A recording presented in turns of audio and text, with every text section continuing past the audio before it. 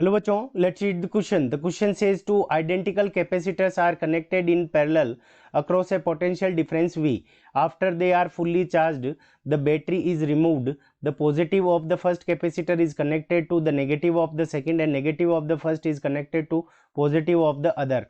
The loss in energy will be option A half CV square, option B CV square, option C CV square divided by 4 and option D 0.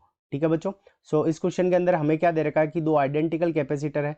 तो ये हमारा first capacitor हो गया, तो इसकी capacitance कितनी है, सी है. दूसरा आइडेंटिकल है तो इसकी जो कैपेसिटेंस है वो क्या होगी, सी होगी. अब इन दोनों को क्या किया गया है, फर्स्ट इन दोनों को पैरेलल कॉम्बिनेशन के अंदर वी वोल्टेज से कनेक्ट कर दिया. तो यहाँ पे पैरेलल कॉम्बिनेशन के अंदर हमने क्या किया कि इनको वी वोल्ट की बैटरी से अटैच कर दिया. तो ये हमारी वी वोल्ट की बैटरी हो गई. इसका भी कैपेसिटेंस कितना है, सी है. इसके ऊपर भी कैपेसिटेंस कितना है, सी है. अब क्या हुआ, चार्ज होने के बाद में ये इसकी मान लो पॉजिटिव प्लेट हो गई और ये इसकी नेगेटिव प्लेट हो गई फर्स्ट कैपेसिटर की. अब इसको हमने क्या किया कि दूसरे की पॉजिटिव प्लेट से कनेक्ट कर दिया और इसकी नेगेटिव प्लेट को हमने क्या किया, यहाँ से इस तरह से यहाँ पे कोई बैटरी लगाकर या फिर ऐसे कनेक्ट कर दिया.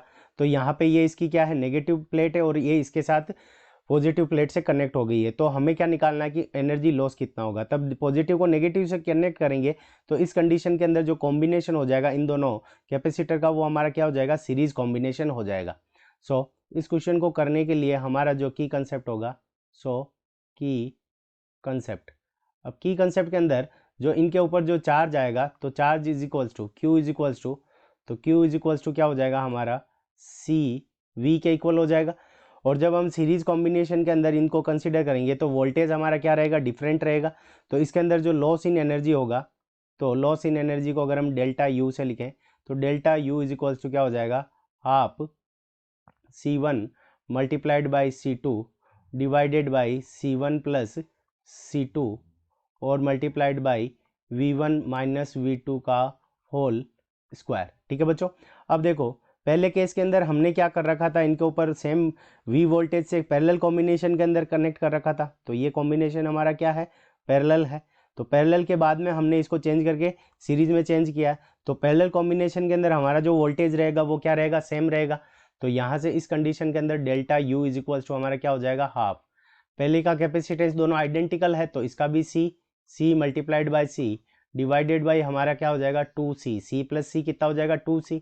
और यहाँ पे वोल्टेज दोनों के अंदर सेम, तो V माइनस V और इसका हमारा क्या हो जाएगा, होल स्क्वायर.